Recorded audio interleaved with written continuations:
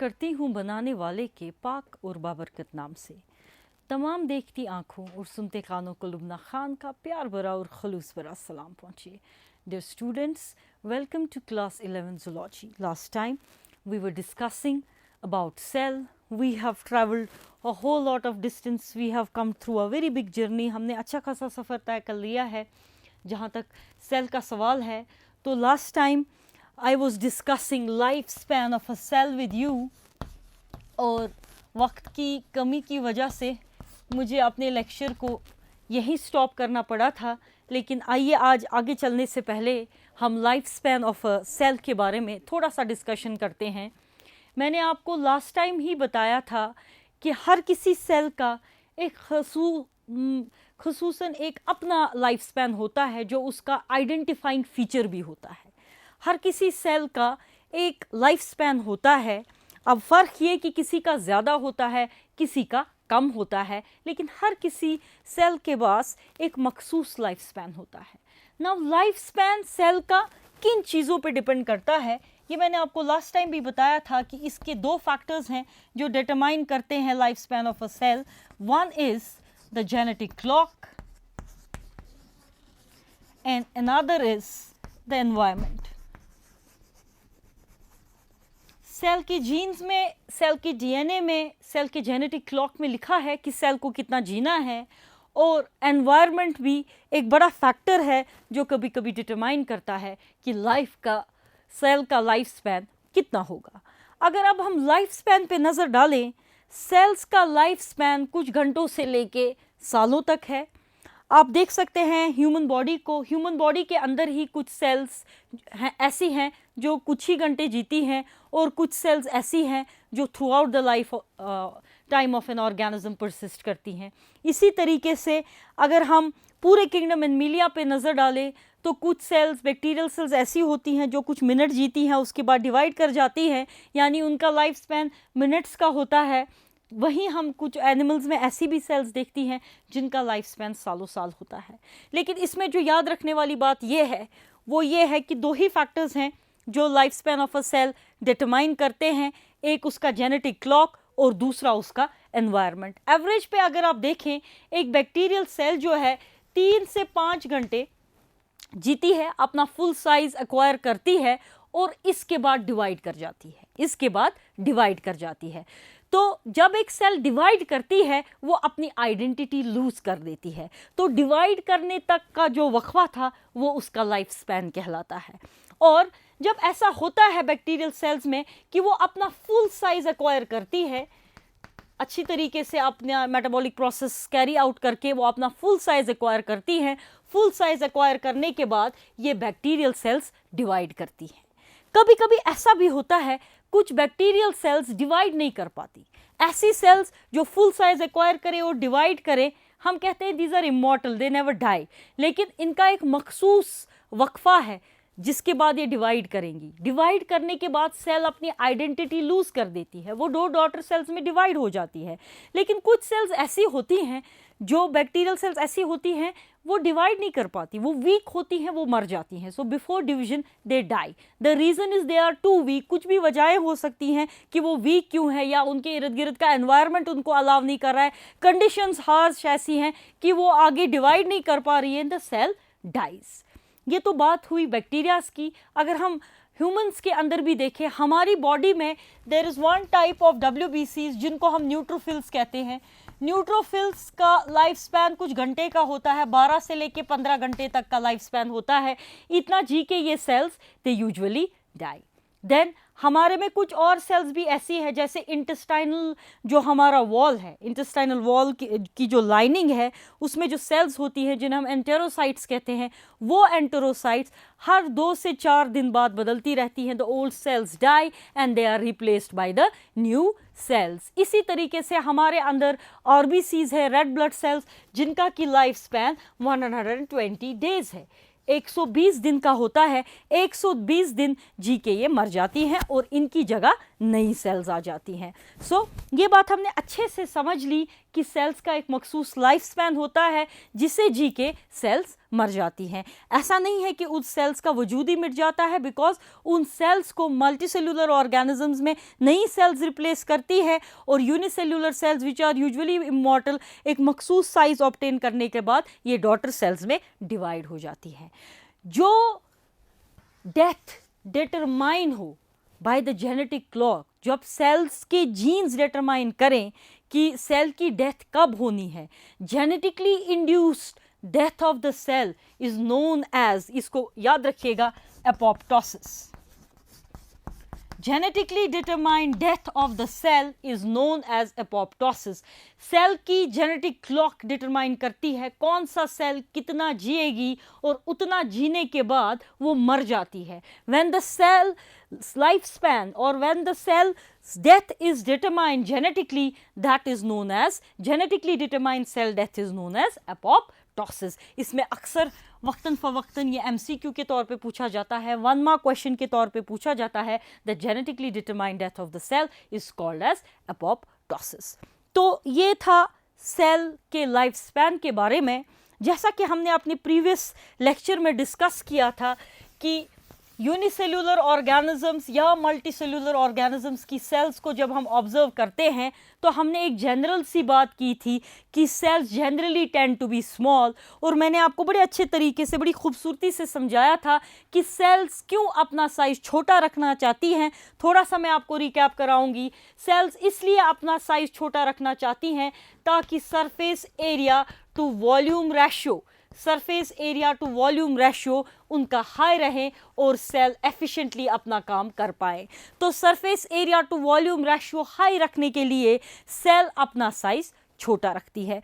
तो अब हम यहाँ पे हमें ये भी पता है on the basis of number of cells organisms are of 2 types. आपने ये क्लास 9th में भी पढ़ा है। छोटी क्लासेस से आपको इन बातों का कॉन्सेप्ट है कि on the basis of number of cells organisms are of 2 types. एक होते हैं unicellular organisms and another category is multicellular organisms. ना दोनों में फ़र्क है। एक फ़र्क तो वाज़ेह है कि यूनिसेल्यूलर ऑर्गेनिज्म को हम एसेल्यूलर ऑर्गेनिज्म भी कहते हैं। एसेल्यूलर ऑर्गेनिज्म इसलिए कहते हैं, ये बात आप याद रखिएगा, मैं अक्सर अपने लेक्चर्स में ये दोहराती रहती हूँ। एसेल्यूलर का मतलब ये नहीं है कि इनकी बॉडी सेल्स की नहीं बनी है। एसेल्यूलर का मतलब ये है we can not divide their body further into cells, that is why we call them as acellular organisms. Unicellular organism जैसे नाम से ही पता है, here a single cell behaves as an organism. यहाँ एक सिंगल सेल एक ऑर्गेनिज्म की तरह काम करती है, whereas multicellular organism is made up of many cells, और यहाँ पे बहुत सारी सेल्स मिलके एक ऑर्गेनिज्म तैयार करती है। और यहाँ पे हम एक level of organization of life देखते हैं जहाँ पे सेल्स यूनाइट करके टिश्यूज, टिश्यूज यूनाइट करके ऑर्गन्स, ऑर्गन्स यूनाइट करके ऑर्गन सिस्टम्स, और ऑर्गन सिस्टम्स यूनाइट करके एक ऑर्गेनिज्म बनाते हैं। तो यूनिसेल्यूलर ऑर्गेनिजम्स में हम समझ चुके अपने प्रीवियस लेक्चर से कि कैसे ये सेल्स स्मॉल रहना चाहती हैं, जस्ट इनका जो cell surface to volume ratio है वो हाई हो जाए। अब इसके बरक्स अगर हम मल्टीसेल्यूलर ऑर्गेनिजम्स पे नज़र डालें, क्या मल्टीसेल्यूलर ऑर्गेनिजम्स में भी यही होता है कि अगर फॉर एग्जांपल एक मल्टीसेल्यूलर ऑर्गेनिजम्स 100 सेल्स का बना है, does it function as a aggregate of a cell? 100 cells का तो बना है, लेकिन हर कोई सेल क्या अकेले अपना काम करती रहती है? जैसा कि हमने यहाँ यूनिसेल्यूलर में देखा कि एक सेल एक ऑर्गेनिज्म की तरह बिहेव करती है, अपने सारे काम करती रहती है। क्या ये बात मल्टीसेल्यूलर ऑर्गेनिजम्स के लिए भी लागू होती है? Do they function, do the cells here actually function as an aggregate of the cell? No, here they don't function as an aggregate of cells. सिर्फ ये बहुत सारी सेल्स जमा नहीं हुई होती हैं और एक सेल को दूसरी सेल की खबर नहीं होती है, हर कोई सेल अपना अपना काम अलग से कर रही होती है। नो, मल्टीसेल्यूलर ऑर्गेनिजम्स की एक ब्यूटी है कि इनकी सेल्स जो हैं वो डिफरेंशिएट करती हैं। Their cells differentiate, their cells differentiate ताकि वो स्पेशलाइज कर पाएं इनकी सेल्स डिफरेंशिएट करती हैं। जब मैं डिफरेंशिएट की बात करती हूँ उसका मतलब है ये अपने स्ट्रक्चर में तब्दीली लाती हैं, सेल के स्ट्रक्चर में कुछ तब्दीली आती है, इनके अंदर कुछ स्ट्रक्चर्स गायब हो जाते हैं, इनके अंदर कोई प्रोसेस ठहर जाती है या कंप्लीटली लूज करते हैं ये उस प्रोसेस को, ताकि ये एक खास स्ट्रक्चर एक्वायर करे जिसकी मदद से ये एक खास फंक्शन एक्वायर कर पाएँ, जिसे हम कहते हैं डिफरेंशिएट करना। तो डिफरेंशिएशन का मकसद ही यही होता है कि सेल स्पेशलाइज करे। तो मल्टी सेल्यूलर ऑर्गेनिजम्स की सेल्स की खूबसूरती है जो कि हमें यूनिसेल्यूलर ऑर्गेनिजम्स में देखने को नहीं मिलती, बिकॉज वहाँ एक ही सेल का मामला है, यहाँ बहुत सारी सेल्स है और इन सेल्स को almighty has given them a very beautiful property and that is to differentiate. They can specialize to perform different functions. यहाँ अलग अलग ग्रुप ऑफ सेल्स एक के साथ मिलके डिफरेंशिएट करती हैं, स्पेशलाइज करती हैं कोई खास काम करने के लिए। यानी एक मल्टी सेल्यूलर ऑर्गेनिज्म में काम बटा हुआ है। There is a division of labour, there is a division of labour in organisms में, डिवीजन ऑफ लेबर है, काम बटा हुआ है। ये जो सेल्स हैं जो डिफरेंशिएट कर चुकी हैं, ये डिफरेंशिएट करके अलग अलग फंक्शंस, अलग अलग टिश्यूज़ में अलग अलग फंक्शंस एक्वायर करती हैं और अलग अलग टिश्यूज़, अलग अलग group of cells multicellular organism के लिए अलग अलग काम करते हैं। जैसे हम एक छोटी सी मिसाल लें, आपके टेक्स्ट बुक के अंदर भी काफ़ी अच्छी तरीके से इसको लिखा गया है कि हम देखते हैं कहीं पे मल्टी सेल्यूलर ऑर्गेनिजम्स के टिश्यूज़ में कि एक ग्रुप ऑफ सेल्स अगर ये टिश्यू है, मैं आपको बड़ी सिंपली इस बात को समझाऊंगी। अगर ये हमारे पास टिश्यू है, मानिए इसमें एक ये ग्रुप ऑफ सेल्स है और दूसरा इसमें ये ग्रुप ऑफ सेल्स है। देखिए किस तरीके से अलग अलग सेल्स अलग अलग काम करेंगी। Let's try to understand. जो ये ग्रुप ऑफ सेल्स है जिसको मैंने ग्रीन से बनाया हुआ है, मान लीजिए इनका काम है कोई ऐसा केमिकल स्क्रीट करना जिसकी मदद से, ये मानिए जो मैंने रेक्टेंगुलर बॉक्स बनाया है, ये आप मानिए सेल की बॉडी, ये जो है टिश्यू है, इस टिश्यू के अंदर ये सारी सेल्स हैं और उसमें से जो ये ग्रुप ऑफ सेल्स है इनका काम है कोई ऐसा केमिकल स्क्रीट करना जिसकी मदद से इन सारी सेल्स के बाहर एक प्रोटेक्टिव फीचर ऐड हो, एक प्रोटेक्शन के लिए कोई लेयर ऐड हो जाए। और ये ग्रुप ऑफ सेल्स जो हैं ये ऐसी चीज़ क्रिएट करते हैं जिसकी मदद से ये सारी सेल्स एक दूसरे के साथ जुड़ी रहती हैं। They behave as they are stuck together inside the tissue. देखिए एक ही टिश्यू के अंदर सेल्स, उनमें ग्रुपिंग हुई है, एक ग्रुप ऑफ सेल्स एक काम कर रहा है जिससे एक तरीके का बेनिफिट एक टिश्यू को मिल रहा है, ये ग्रुप ऑफ सेल्स कोई दूसरा काम कर रहा है जिससे इसको कोई और तरीके का बेनिफिट मिलता है। यही होता है मल्टी सेल्यूलर ऑर्गेनिजम्स के अंदर, चाहे आप प्लांट्स की बात कीजिए, चाहे आप एनिमल्स की बात कीजिए। One group specializes to perform one function, another group specializes to perform another function. कुछ लिविंग सेल्स स्पेशलाइज करके एक फंक्शन करती हैं, जैसे आप देखते हैं प्लांट्स के अंदर कुछ सेल्स इस तरीके से स्पेशलाइज कर जाती हैं कि वो फोटोसिंथेसिस का काम करती हैं।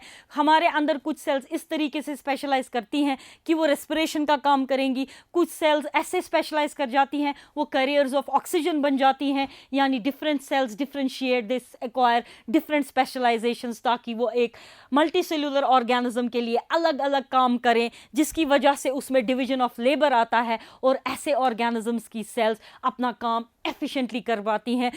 इसके बरक्स मल्टी सेल्यूलर ऑर्गेनिज्म को अगर देखेंगे एक ही सेल को सारे काम करने पड़ते हैं, शायद वो उतनी एफिशिएंसी से नहीं कर पाता बिकॉज लोड होता है। आप मानिए घर के अंदर अगर एक औरत है, आप एक न्यूक्लियर फैमिली में रह रहे हैं, उसी को सारे काम देखने हैं, तो यूजुअली ऐसी केसेस में हम देख सकते हैं शायद ये औरत सारे काम एफिशिएंटली ना कर पाए। कुछ तो अच्छी तरीके से करेगी, कुछ के वक्त ये थक गई होगी, उतना अच्छा आउटपुट नहीं होगा। इसके बरक्स एक जॉइंट फैमिली में जहां बहुत सारी लेडीज होती हैं, काम बटा हुआ होता है, कुछ कपड़े धोती हैं, कुछ खाना पकाती हैं, कुछ झाड़ू पोछा करती है, कुछ बाजार से सामान लाती है, लिहाजा सारे अपना काम अच्छे से कर पाते हैं। झाड़ू भी अच्छे से लगता है, खाना भी अच्छे से बनता है और घर में जो कपड़े हैं वो भी अच्छे से धुल जाते हैं, as compare to that nuclear family जहां एक ही औरत को सारे काम पड़ते हैं।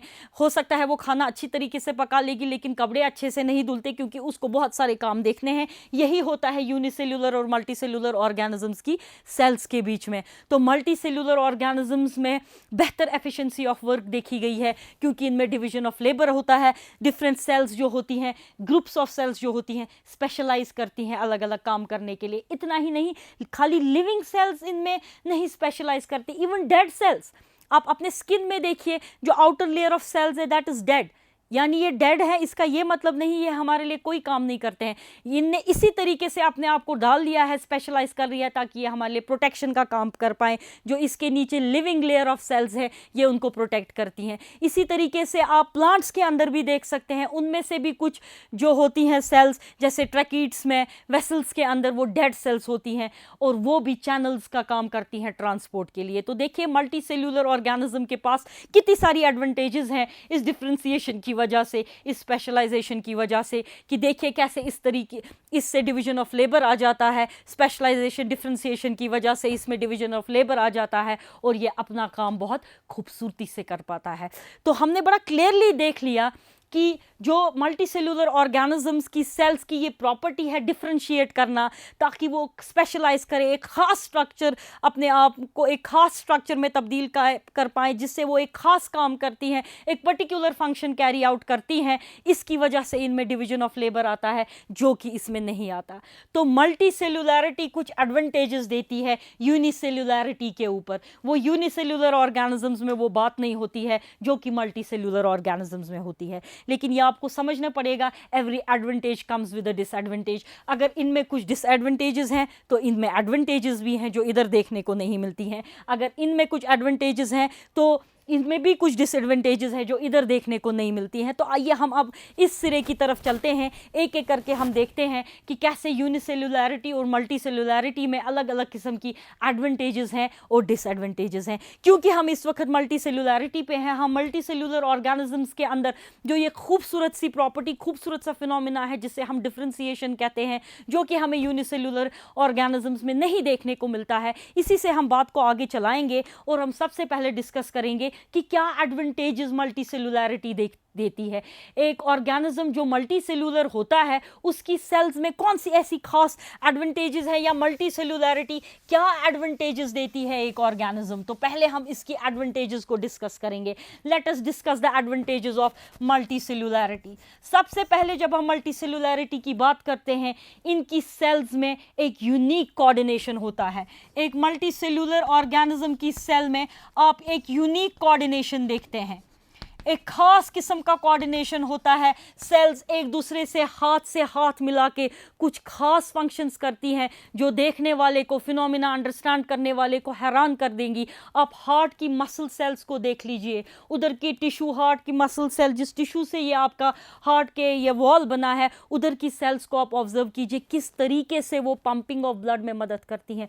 कितना खूबसूरत सा कोऑर्डिनेशन होता है, कैसे एक साथ कंट्रैक्ट करेंगी, रिलैक्स करेंगी। There is a unique coordination जो आपको इसमें देखने को मिलेगा, जो आपको कहीं और नहीं मिलेगा। ये कोऑर्डिनेशन हमें सिर्फ मल्टी सेलुलर ऑर्गेनिज्म की सेल्स में देखने को मिलता है। इसी कोऑर्डिनेशन की एक और बेहतरीन मिसाल है कि नर्व सेल्स कैसे एक दूसरे के साथ कोऑर्डिनेट, मिलजुल के काम करती हैं, जहां वो बॉडी के एक सिरे से स्टिमुलाई लेके ब्रेन तक उसको ले जाती हैं ताकि वहां पे प्रोसेसिंग हो, और फिर वापस कैसे हाथ से हाथ मिला के वो रेस्पॉन्स ले आती हैं इफेक्टर तक, ताकि वो पर्टिकुलर रेस्पॉन्स लिविंग ऑर्गेनिज्म दे पाएँ। तो यहाँ तक हम बात कर रहे हैं यूनिक कोऑर्डिनेशन की। ये यूनिक कोऑर्डिनेशन हमें सिर्फ किस में देखने को मिलता है? ये यूनिक कोऑर्डिनेशन हमें सिर्फ मल्टी सेलुलर ऑर्गेनिजम्स में देखने को मिलता है। और इतना ही नहीं, जो इन मल्टी सेलुलर ऑर्गेनिजम्स की सेल्स होती हैं उनका एक डुअल एग्जिस्टेंस होता है, उनका एक डुअल एग्जिस्टेंस होता है। ऐसी सेल्स जो हैं ये एक दोहरी जिंदगी जीती हैं। व्हेन आई से दोहरी जिंदगी, दो तरीके की लाइफ, एक ही जिंदगी में ये दो रोल निभाती हैं। एक रोल तो एज एन इंडिविजुअल, जहां सेल अपने लिए काम करती है, अपना मेटाबॉलिज्म देखती है, और दूसरा role as a part of that organism, as a part of a specific tissue जो इस पर्टिकुलर ऑर्गेनिज्म के लिए एक खास काम करता है। तो देखिए ये ब्यूटी है, ये आपको यहाँ पे देखने को नहीं मिलेगी, ये आपको यूनिसेलुलर ऑर्गेनिज्म में देखने को नहीं मिलेगी। तो किस तरीके से हमने इस बात को देखा कि अब देखिए डुअल एग्जिस्टेंस है, दोहरा रोल, एक ही जिंदगी में दो रोल्स प्ले कर रही है सेल। एक अपने लिए वो रोल प्ले कर रही है जिसमें वो एक इंडिविजुअल की तरह काम कर रही है, और एक रोल जो है ऑर्गेनिज्म के लिए प्ले कर रही है, जहां वो इसके किसी खास टिश्यू, जहां पे वो इसकी किसी खास टिश्यू का काम कर रही है, एक खास टिश्यू का हिस्सा है जो इस ऑर्गेनिज्म के लिए एक खास काम करता है। देन एक और बात जो यहाँ पे है मल्टी सेल्यूलर सेल्स में, यहाँ पे जो सेल्स होती हैं जो वेयर एंड टेयर जिनके साथ हो चुका होता है, जो सेल्स बूढ़ी हो चुकी होती हैं मल्टी सेल्यूलर ऑर्गेनिजम्स में, वो मर जाती हैं। लेकिन जब वो मरती हैं ऐसा नहीं होता है वो टिश्यू वहीं पे ख़त्म हो जाता है, सेल्स एक एक करके मरना स्टार्ट करती है, नहीं, उनकी जगह नई सेल्स आती हैं। Dead cells are replaced by new cells, dead cells are replaced by new cells. Dead cells की जगह नई सेल्स आती हैं ताकि ये जो कारवान है ये चलता रहे। ये बात हमें यूनिसेल्यूलर ऑर्गेनिजम्स में नहीं देखने को मिलती। वहाँ एक ही सेल है, सेल की death means the death of an organism, but in multicellular organism cell death does not mean the death of an organism. जिस टिश्यू में कुछ सेल्स मर जाएंगी उसकी जगह नई सेल्स आ जाएंगी। तो अगेन देखिए ये एक एडवांटेज है जो आपको इधर यूनिसेल्यूलर ऑर्गेनिजम्स में देखने को नहीं मिलेंगी। देन अभी जैसा मैंने आपको बताया एक बहुत ही खूबसूरत फिनोमिना जो शायद ऑलमाइटी ने सिर्फ इन्हीं को दिया है, that is they undergo differentiation। ये वाली cells they undergo the phenomena of differentiation। जो multicellular organisms की cell है they undergo differentiation। किस चीज़ के लिए? they can achieve very high levels of specialization। differentiate करके ये बहुत high levels of specializations acquire करती हैं ताकि खास काम करे organism के लिए। although ये सारी की सारी cells जो होती हैं एक ही single zygotic cell से निकलती हैं और उन सारी cells में एक ही जैसा genetic material होता है। जरा मैं दोहराऊं, फिर से समझने की कोशिश कीजिए मैं क्या बात बोल रही हूं। मल्टी सेल्यूलर ऑर्गेनिज्म भी अपनी जिंदगी एक सिंगल सेल, एक जाइगोट से स्टार्ट करता है जो डिवाइड करके बहुत सारी सेल्स बनाता है, यानी सारी सेल्स में एक ही जेनेटिक मटेरियल है, एक ही मदर सेल, एक ही जाइगोटिक सेल से वो निकली हैं। लेकिन देखिए किस तरीके से कुछ सेल्स एक डिग्री ऑफ स्पेशलाइजेशन एक्वायर करके एक काम करती हैं, कुछ सेल्स दूसरी डिग्री ऑफ स्पेशलाइजेशन एक्वायर करके दूसरे तरीके से डिफरेंशिएट करके दूसरा काम करती हैं, जो कि हमें इनमें देखने को नहीं मिलेगा। यानी डिफरेंशिएशन जैसा खूबसूरत फिनोमिना हमें सिर्फ मल्टी सेल्यूलर ऑर्गेनिजम्स में देखने को मिलता है जहां सेल स्पेशलाइज करके ऑर्गेनिज्म के लिए खास काम करती हैं। नाउ इस डिफरेंशिएशन को ज़रा आइए थोड़ा हम और अच्छे से समझते हैं। ये डिफरेंशिएशन है क्या? आखिर जो हम तब से बात कर रहे हैं इस डिफरेंशिएशन की जो हमें मल्टी सेल्यूलर ऑर्गेनिजम्स में देखने को मिल रही है, तो आइए हम इस डिफरेंशिएशन को थोड़ा सा डिटेल में देते हैं। डिफरेंशिएशन जब होती है तो इसमें क्या होता है? इसमें एक सेल के अंदर कोई एक्टिविटी जो होती है that activity is lost, that activity is usually lost, या यूं कहिए उस एक्टिविटी को थोड़ी देर के लिए सस्पेंड कर दिया गया होता है। So here in this cell loses, cell lose करती है, खो देती है अपनी किसी बेसिक एक्टिविटी को। नॉर्मली जो सेल की बेसिक एक्टिविटीज काम होते हैं उसमें से सेल किसी एक बेसिक एक्टिविटी, इसी एक बेसिक काम को खो देती है। किस तरीके से? या तो वो कंप्लीटली लूज हो जाएगा, या तो वो सेल कंप्लीटली लूज करेगी, इधर that activity is completely lost by the cell, वो सेल कंप्लीटली लूज करेगी वो एक्टिविटी, हो गया, या टेम्परली सस्पेंडेड, कुछ देर तक रुक जाएगी और कुछ वक्त के बाद ये एक्टिविटी फिर से स्टार्ट हो जाएगी। सो ईदर कंप्लीटली लॉस्ट और temporary suspended, either completely lost or temporarily suspended। या तो वो एक्टिविटी, एक बेसिक एक्टिविटी सेल कुछ वक्फे के लिए बंद कर देगी, या वो इरिवर्सिबली एक बारी ख़त्म हो गई दोबारा नहीं आएगी। यही होता है किसमें? डिफरेंशिएशन में। ज़रा और इसको एग्जाम्पल लेके समझने की कोशिश करेंगे, क्योंकि यूजुअली डिफरेंशिएशन ऐसी चीज़ है शायद समझने में हम डिफ़िकल्टी महसूस करते हैं। हम डिफरेंशिएशन डिस्कस कर रहे हैं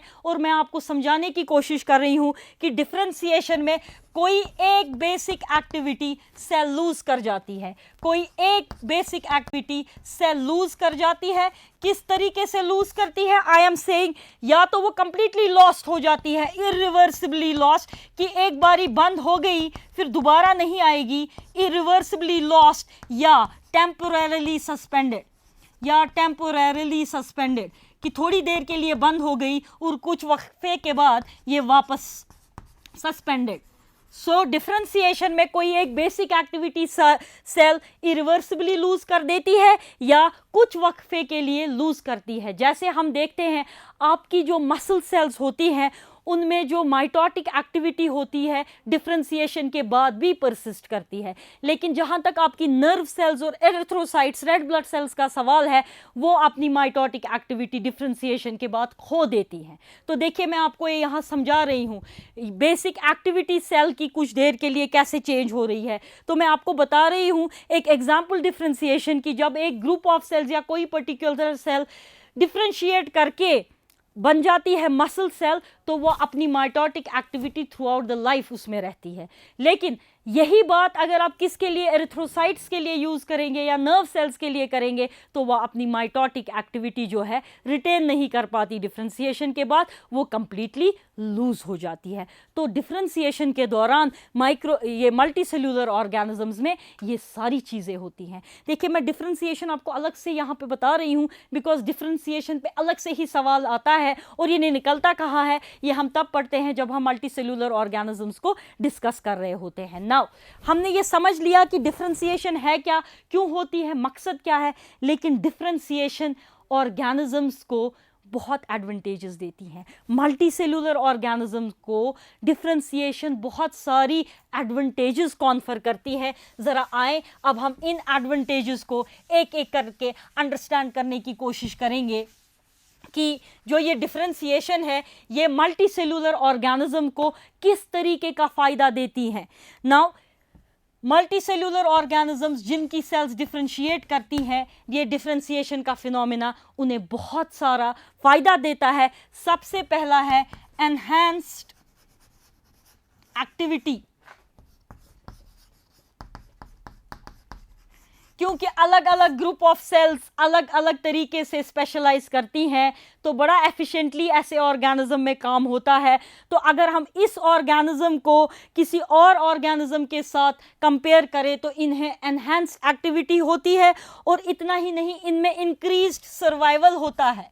increased survival, increased survival.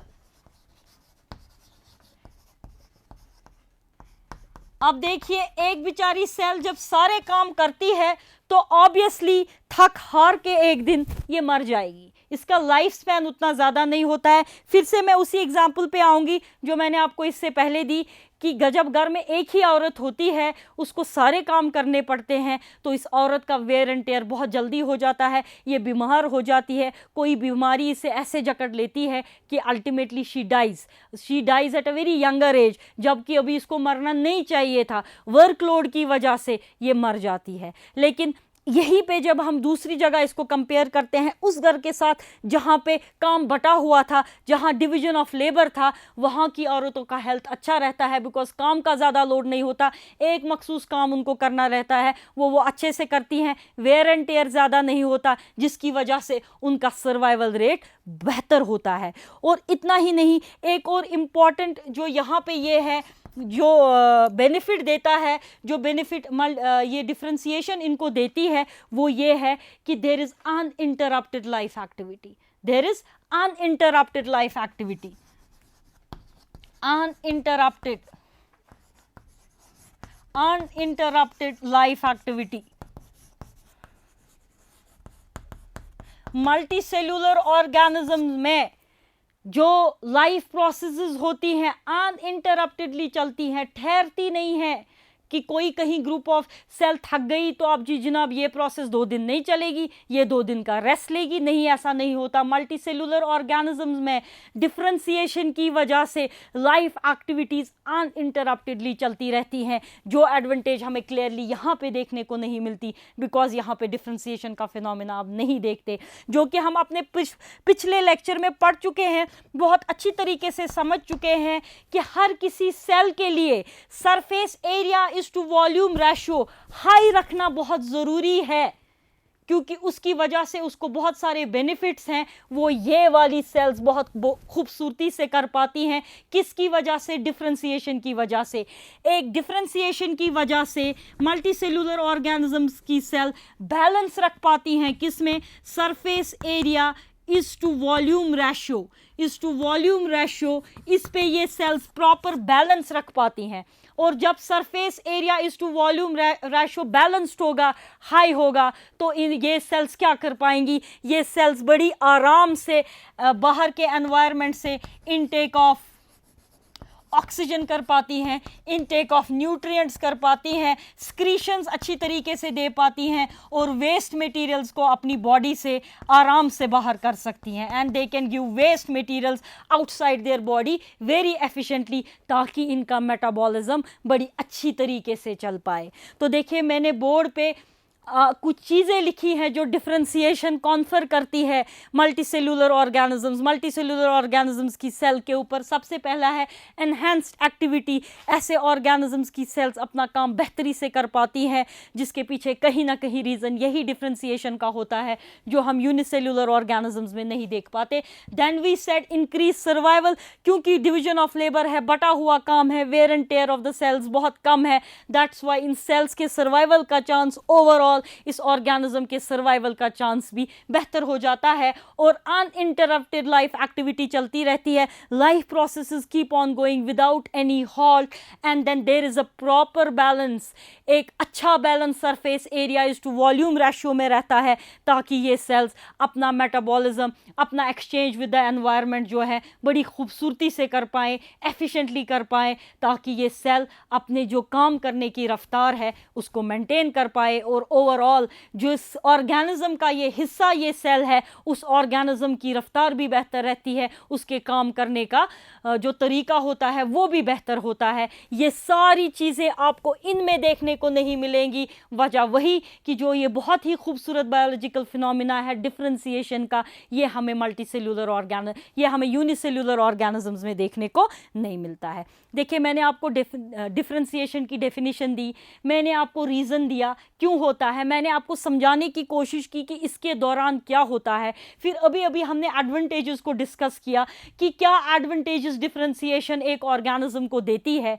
Now क्योंकि डिफ्रेंसिएशन एक इतना ज़रूरी बायोलॉजिकल फिनोमिना है, इसके बेस के ऊपर on the basis of differentiation cells are divided into types. Cells are divided into 3 types, क्योंकि डिफ्रेंसिएशन एक बहुत ही अच्छा फिनोमिना है, एक बहुत ही खूबसूरत फिनोमिना है।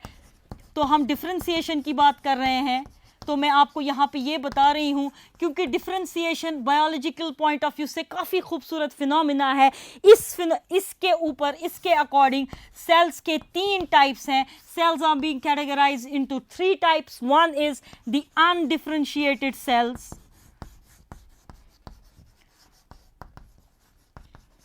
undifferentiated cells.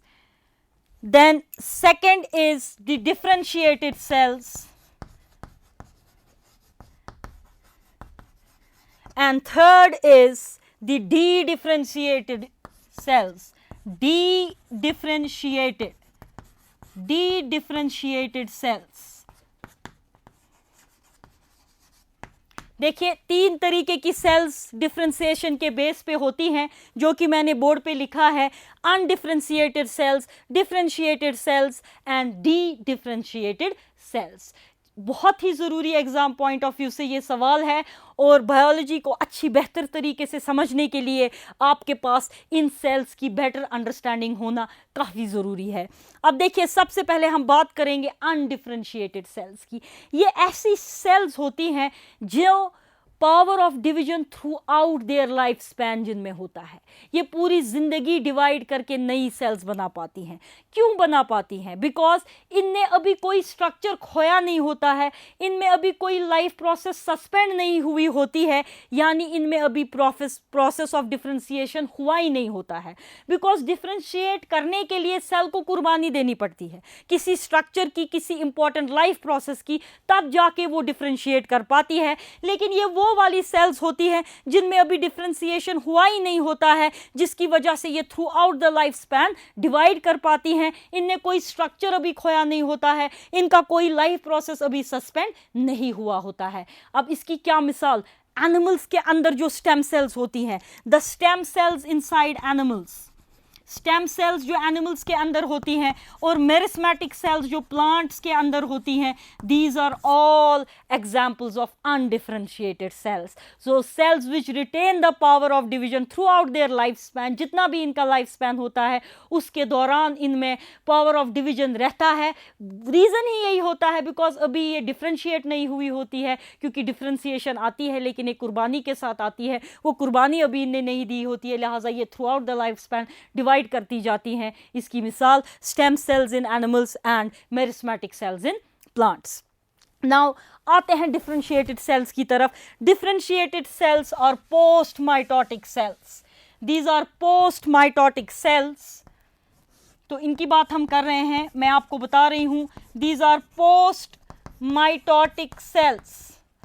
ये वो वाली सेल्स होती हैं which have lost their power of division. इनने लूज किया होता है अपना पावर ऑफ डिवीजन. अब ये डिवाइड नहीं करती हैं और इसके साथ साथ इनने कुछ खास स्ट्रक्चर्स को भी लूज किया होता है डिफ्रेंशिएट करने के लिए. In these have undergone the process of differentiation, जो मैं आपको अभी अभी समझा चुकी हूँ कि डिफ्रेंशिएशन के दौरान कैसे कोई एक्टिविटी लूज होती है, टेम्परली सस्पेंड होती है या इरिवर्सिबली लॉस्ट होती है. तो वो वाली चीज़ इनके साथ हो चुकी होती है जिसकी वजह से ये डिवाइड अब नहीं कर पाती हैं. They have lost their power of division और इसके साथ साथ इनने अपना कोई खास स्ट्रक्चर भी लूज किया होता है. ऐसी सेल्स को हम डिफरेंशिएटेड सेल्स कहते हैं. जैसे आपकी RBCs, while undergoing this phenomena of differentiation they lose their nucleus as well as इनकी जो रेस्पिरेशन होती है, एरोबिक रेस्पिरेशन, वो भी स्टॉप हो चुकी होती है. ये अपना न्यूक्लियस भी लूज करती हैं and they don't have then again the power of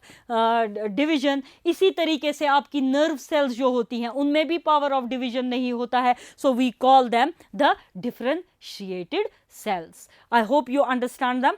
So these are the example of differentiated cells. अब ये क्यों इनने लूज किया होता है? When they have gone specialization, क्यों की होती है इनने ये specialization? Why have they undergone differentiation? Just for that division of labour, क्योंकि मल्टी सेल्यूलर ऑर्गेनिज्म में डिवीजन ऑफ लेबर होना है, उसके लिए इनको डिफ्रेंशिएट करना पड़ता है. और उसी डिफ्रेंशिएशन जो सेल्स दिखाएंगी उनको हम क्या कहते हैं? We call them differentiated cells. So this was the category, second category of the cells जिनको हमने कहा डिफ्रेंशिएटेड सेल्स. अब डी डिफ्रेंशिएटेड सेल्स, जब मैंने आपको अभी अभी डिफ्रेंशिएशन समझाया, मैंने बोला कोई बेसिक लाइफ एक्टिविटी जो है सेल की, या तो इरिवर्सिबली लॉस्ट हो जाएगी, ख़त्म हो जाएगी, वापस नहीं आएगी फिर, या टेम्परली सस्पेंड हो जाएगी, कुछ देर के लिए ठहर जाएगी और उसके बाद वो वापस भी आ सकती है. तो कुछ ऐसी सेल्स जो कि एक बारी डिफ्रेंशिएट कर चुकी हैं, they revert back to the undifferentiated cells. वजह होती है उसके पीछे. ऐसा ही नहीं होता है. कुछ खास सेल्स जिनका वूंड हीलिंग में, जख्म ठीक होने में हमें नई नई सेल्स की ज़रूरत होती है, तो कुछ खास सेल्स जिनका वूंड हीलिंग में या कहीं पे रिपेयर में, चीज़ को ठीक करने में या रीजनरेशन में जिनका रोल होता है, तो वो डिफ्रेंशिएट करने के बाद वापस चली जाती हैं अनडिफ्रेंशिएटेड फॉर्म में. वजह क्या? कि कोई एक्टिविटी इनकी टेम्परली हॉल्ट हो गई होती है और कुछ वक्फे के बाद वो एक्टिविटी वापस रिस्टोर हो जाती है. लिहाजा ये डिफ्रेंशिएटेड से वापस टाइप 1 अनडिफ्रेंशिएटेड में आ जाती हैं और ऐसी सेल्स कहलाती हैं डी डिफ्रेंशिएटेड सेल्स. और इस फिनोमिना को कहते हैं dedifferentiation. We call it dedifferentiation. So those cells which after getting differentiated revert back to the undifferentiated form, such cells are called as de-differentiated cells, and they have a role in repair, in wound healing, in regeneration. So such cells are called as de-differentiated cells, and the phenomena is known as de-differentiation. Exam में अक्सर पूछा जाता है what is de-differentiation? You should be able to answer. So dear children, we have understood very nicely that on the basis of differentiation there are three types of cells: the undifferentiated cells, the differentiated cells, and the de-differentiated cells. अब ये सारी जो हम अभी तक बात कर रहे थे, ये सारा मल्टी सेल्यूलर ऑर्गेनिजम्स के अंदर चल रहा है. यूनिसेल्यूलर ऑर्गेनिजम्स में हमें ये देखने को नहीं मिलता है. लेकिन ये सब कुछ डिस्कस करने के बाद, यूनिसेल्युलर ऑर्गेनिजम्स के बारे में बात करने के बाद, मल्टी सेल्युलर ऑर्गेनिजम्स के बारे में बात करने के बाद, जो कि हम अभी और आगे डिस्कस करेंगे, इनकी और एडवांटेजेस डिसएडवांटेजेस, एक बात आपने ज़रूर देखी होगी, चाहे सेल यूनिसेल्युलर ऑर्गेनिज्म की हो या मल्टी सेल्युलर ऑर्गेनिज्म की हो, एक जो होती है, इनमें सिमिलैरिटी होती है इनकी मॉलिक्यूलर ऑर्गेनाइजेशन में, इनके स्ट्रक्चर में। दोनों सेल्स की मैं बात कर रही हूँ, चाहे यूनिसेल्युलर ऑर्गेनिज्म की या मल्टी सेल्युलर ऑर्गेनिज्म की सेल्स की, अगर आप गौर से देखेंगे इनके स्ट्रक्चर में सिमिलैरिटी होती है। Basic architecture of the cell is same. Then जिसको हम कहते हैं मॉलिक्यूलर ऑर्गेनाइजेशन, जो मॉलिक्यूल्स के अंदर होते हैं, बनने का प्रोसेस, टूटने का प्रोसेस, जो मॉलिक्यूलर ऑर्गेनाइजेशन होती है वो भी एक जैसी ही होती है, और बहुत सारी एक्टिविटीज़ यूनिसेल्युलर सेल्स की और मल्टी सेल्युलर सेल्स की मिलती हैं। तो इतनी मुख्तलिफियत के बाद भी, इतनी डिफरेंसेस के बाद भी आप देखिए देयर इज सिमिलैरिटी। तो ये किस चीज़ को पोर्ट्रे करता है? This all portrays unity of life, unity of life. तो कभी कभी आपको आता है what is unity of life, उधर आप लिख सकते हैं that if we have a close look on the unicellular and multicellular cells we see a similarity. कितनी भी डिफरेंट हो, ये कितनी भी मुख्तलिफ हो, तब भी इनके स्ट्रक्चर में हमें सिमिलैरिटी दिखती है, इनकी मॉलिक्यूलर ऑर्गेनाइजेशन में हमें सिमिलैरिटी दिखती है, इनकी एक्टिविटीज़ में हमें सिमिलैरिटी देखने को मिलती है, जो इशारा करती है towards the unity of life. So dear students, हमने क्लियरली यहाँ पे अभी तक देखा कि मल्टी सेलुलैरिटी बहुत सारी एडवांटेजेस को कॉन्फर करती है। मल्टी सेलुलैरिटी की वजह से बहुत सारी एडवांटेजेस भी मिलती हैं सेल्स को, लेकिन या ऑर्गेनिज्म को, लेकिन every advantage comes with a disadvantage. इसी मल्टीसेलुलैरिटी की वजह से, जिसमें हमने अभी तक इतनी सारी एडवांटेजेस देखी, अभी हम अब देखेंगे कि इसकी वजह से डिसएडवांटेजेस भी मिलती हैं। There are also certain disadvantages that are associated with multicellularity. और एक सवाल है जो आ सकता है एग्ज़ाम में। सो हम यहाँ पे कोशिश ही यही कर रहे हैं कि हम एडवांटेज और डिसएडवांटेज दोनों की देखें। पहले हमने मल्टीसेलुलर ऑर्गेनिज्म को लिया क्योंकि हम इसी के साथ कनेक्टेड फिनोमिना को डिस्कस कर रहे थे, एडवांटेजेस हमने डिस्कस की। अब डिसएडवांटेज की तरफ चलते हैं। नेचुरल डेथ,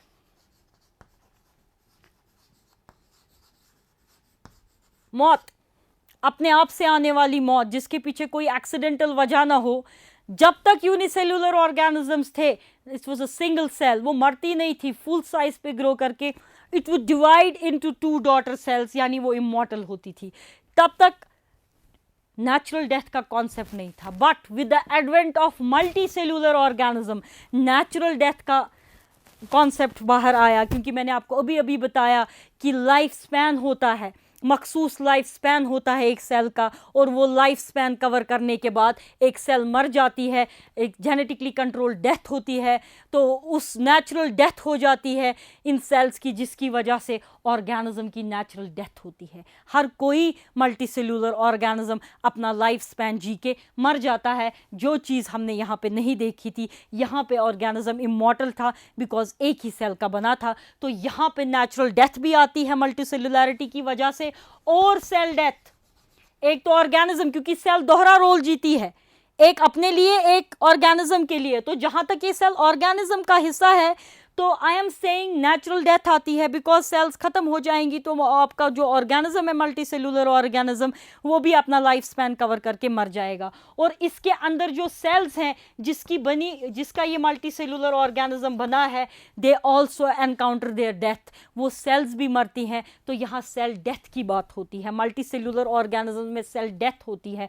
हर कोई सेल अपना मखसूस लाइफ स्पैन जी के मर जाती है। वो डेथ जेनेटिकली इंड्यूस्ड होती है, जिसे हम अपोप्टोसिस कहते हैं।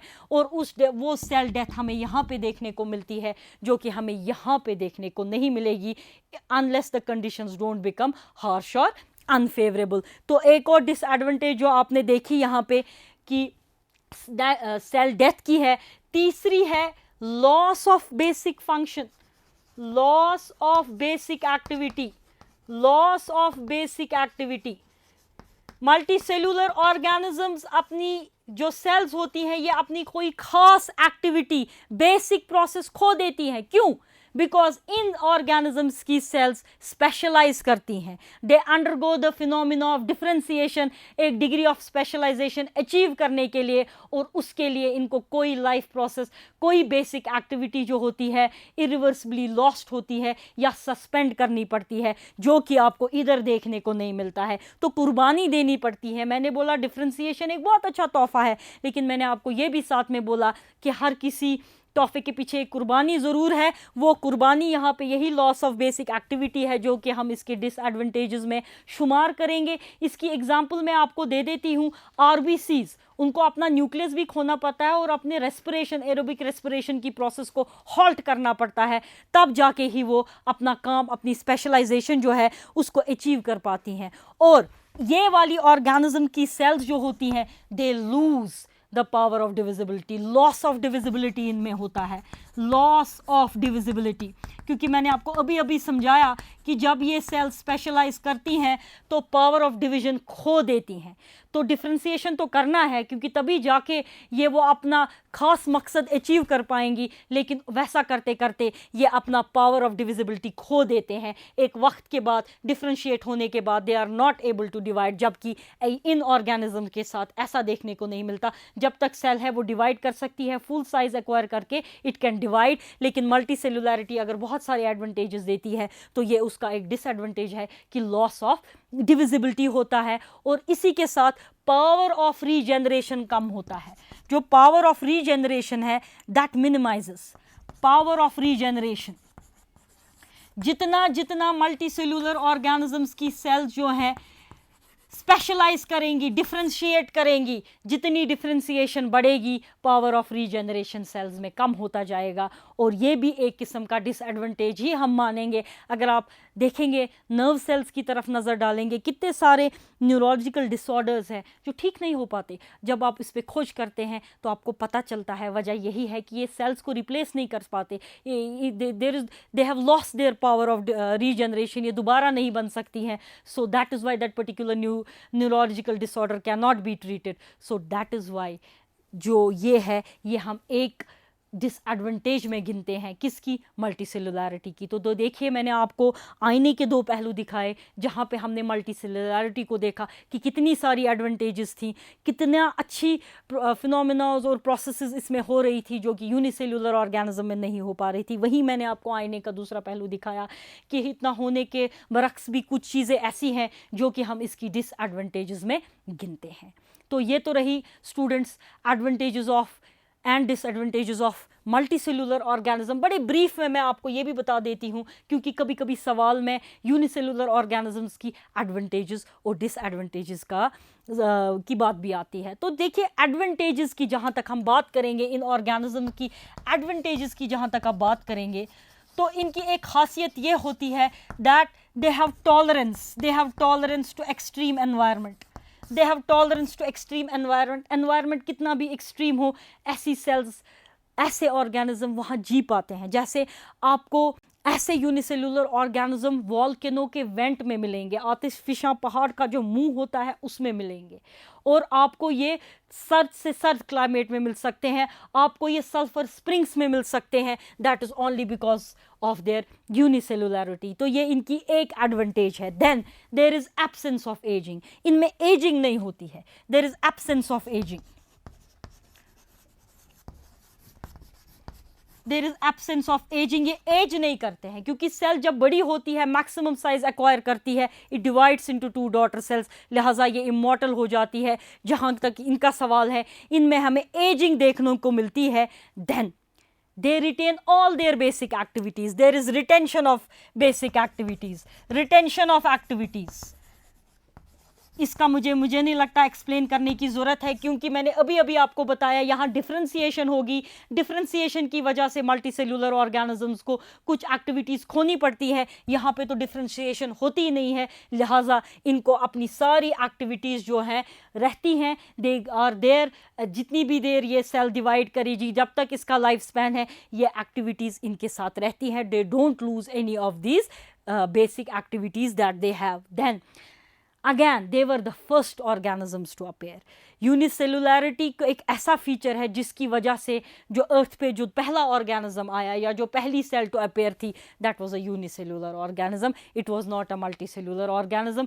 इसको भी हम इसकी एडवांटेजेस में ही गिनेंगे। So this was the first cell to appear, these were the first organisms to appear, इसको भी हम इसकी एडवांटेज में ही गिनेंगे। नाउ डिसएडवांटेज इसमें क्या है? डिसएडवांटेज इसमें हम इतनी देर से डिस्कस कर चुके हैं कि अगर कभी कभी चांस डेथ हो, किसी भी रीज़न की वजह से, एक्सीडेंट की वजह से सेल मर जाए, cell death means the death of an organism, then इनमें डिस्टिंक्ट रिप्रोडक्टिव स्ट्रक्चर्स हमें देखने को नहीं मिलते हैं। जो हम एक यूनिक कोऑर्डिनेशन की बात करते हैं मल्टीसेलुलर ऑर्गेनिज्म में, यहाँ एक ही सेल है तो हम किस कोऑर्डिनेशन की बात करेंगे? Then we even discuss division of labour, यहाँ पे हमको वो डिवीजन ऑफ लेबर देखने को नहीं मिलता है, तो एफिशिएंसी नहीं है। और मैंने आपको बताया हर कोई एफिशिएंट सेल जो है अपना surface area to volume ratio low रखती है, लेकिन surface area to volume ratio high रखती है ताकि वो एफिशिएंटली अपना काम कर पाए, लेकिन ये सेल्स यूजुअली वैसा नहीं कर पाती। They tend to have a high value, ताकि अपने अंदर ऑप्टिमम नंबर ऑफ ऑर्गेनेल्स ये रख पाए काम करने के लिए। एक ही सेल है जिसकी वजह से ये उतनी एफिशिएंट सेल्स या उतने एफिशिएंट ऑर्गेनिजम्स नहीं होते हैं जहां तक काम का सवाल है। तो these are certain disadvantages that are associated with the unicellularity of an organism. तो देखिए हमने फिर से यूनिसेलुलर मल्टीसेलुलर ऑर्गेनिजम्स को डिस्कस किया, जो कि आपने क्लास 9th में किया था। वहाँ बहुत छोटे से पैमाने पे इसको लेते हैं, लेकिन यहाँ पे मैंने आपको चीज़ें बड़ा इनटू द डेप्थ दिखाई। हमने फिर से डिफ्रेंशिएट किया बिटवीन यूनिसेलुलर और डिफरेंट मल्टीसेलुलर ऑर्गेनिज्म। हमने मल्टीसेलुलर ऑर्गेनिजम्स की एडवांटेजेस को देखा और ये भी समझा कि इनके साथ डिसएडवांटेजेस भी हैं। ये ना आप लेके चलें कि ये बेहतरीन ऑर्गेनिजम्स हैं, कोई डिसएडवांटेज नहीं है, नहीं, इसकी भी डिसएडवांटेजेस है। फिर वहीं इसके बरक्स हमने यूनिसेलुलर ऑर्गेनिज्म की एडवांटेजेस को भी देखा और डिसएडवांटेजेस को भी देखा। तो this was a very very important portion of this topic. Now let's proceed further. आइए आगे चलते हैं। आगे चल के let us discuss cell as an compartment. Cell as a compartment, जो कि बहुत ज़रूरी है आपके लिए अंडरस्टैंड करना। Cell as a compartment,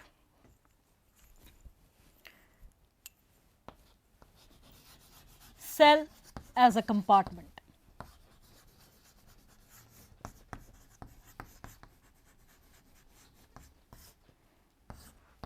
compartment is nothing just like a chamber. अगर आप एक सेल को देखेंगे तो ये एक कंपार्टमेंट की तरह है। किस तरीके से? अगर आप सेल को गौर से देखेंगे, सेल के इर्द गिर्द उसका सेल मेम्ब्रेन होता है, जिसे कि हम प्लाज्मा मेम्ब्रेन कहते हैं, सेल मेम्ब्रेन कहते हैं या प्लाज्मा लेमा कहते हैं। So every cell is surrounded by a membrane. Every cell is surrounded by a membrane which is called as plasma membrane, cell membrane या प्लाज्मा लेमा। ये plasma lemma या इस cell membrane की वजह से cell का अंदर वाला पोर्शन डिफाइन होता है, या यूं कहिए ये सेल एक कंपार्टमेंट की तरह बिहेव करती है, जिस कंपार्टमेंट में अलग अलग रिएक्शंस होती हैं, अलग अलग चीज़ें काम करती हैं, अपना अलग अलग चीज़ें होती हैं जो कि अलग अलग सिरे से अलग अलग रिएक्शंस करती रहती हैं। तो this is known as compartmentalization of cell, or compartmentalization of cell is very important. Compartmentalization of cell.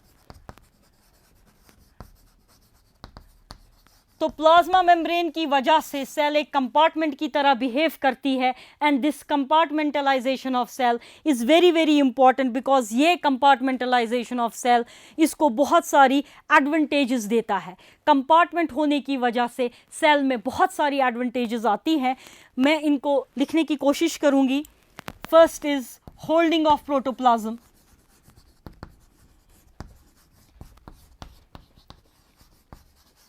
Holding of protoplasm. Second is selectivity.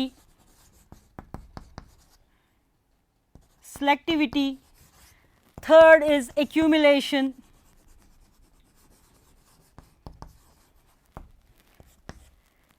Then another is exchange. Another is bridges between the cells. Then you even have communication. ये सारी चीज़ों में cell का compartmentalisation, cell के compartment की तरह behave करने का एक बड़ा रोल है। तो मैं कम्युनिकेशन की बात कर रही हूँ यहाँ पे, मैं होल्डिंग ऑफ प्रोटोप्लाज्म की बात कर रही हूँ, selectivity, accumulation, exchange of substances, bridges का होना, ये सारा पॉसिबल है because of the compartmentalization of cell, जिसमें कि प्लाज्मा मेम्ब्रेन का एक बहुत बड़ा रोल है। सबसे पहले इसमें जो पहला पॉइंट मैंने लिखा, that is holding of protoplasm, क्योंकि सेल के बाहर एक प्लाज्मा मेम्ब्रेन है, ये जो अंदर लिविंग मटेरियल होता है सेल का, जिसको कि हम प्रोटोप्लाज्म कहते हैं, ये उसको अंदर रखता है, इसको डिफ्यूज़ नहीं होने देता है into the extra cellular medium, ये इसको सेल के बाहर नहीं जाने देता है, क्योंकि खुद कंपार्टमेंटलाइजेशन में भी एक रोल है that it separates the cell from extracellular medium, separation from extracellular medium. तो वही चीज़ मैं यहाँ पे आपको इसको कनेक्शन में समझा रही हूँ, क्योंकि सेल के इर्द गिर्द एक प्लाज्मा मेम्ब्रेन है जो सेल के अंदर के लिविंग मटेरियल या प्रोटोप्लाज्म को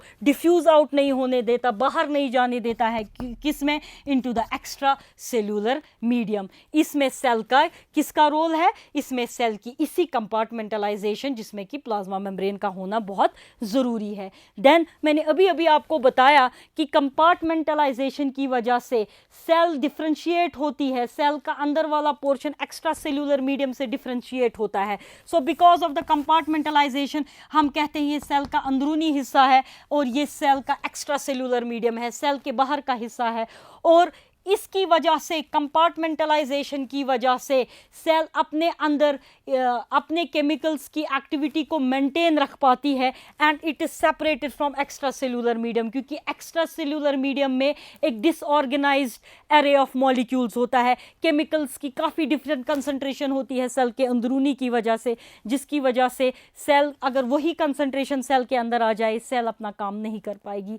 ये काफ़ी वसी है, इसको हम और डिटेल में लेंगे, इस टॉपिक को हम और डिटेल में पढ़ना पड़ेगा, लेकिन इस वक्त घड़ी मुझे इशारा कर रही है कि मैं अपने लेक्चर को यहीं कंक्लूड करूं। लेकिन लेक्चर को कंक्लूड करने से पहले आप मेरा फ़ोन नंबर ज़रूर नोट कीजिए, 6005524036। अगर आपको कोई भी कन्फ्यूजन हो, डाउट है, यू कैन कॉल मी, या आप मुझे मेल कर सकते हैं mslubnakhan@rediffmail.com। So till my next class, stay home, stay safe. Allah Hafiz.